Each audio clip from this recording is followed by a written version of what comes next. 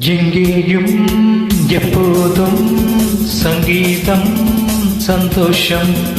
ராத்திரிகள் வந்துவிட்டால் சாத்திரங்கள் ஓடிவிடும். எங்கேயும் எப்போதும் சங்கீதம் சந்தோஷம்.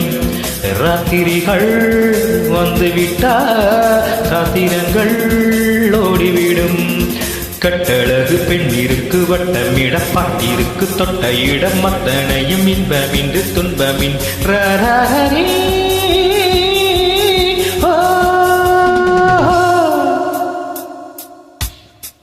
எங்கேயும் எப்போதும் சங்கீதம் சந்தோஷம்.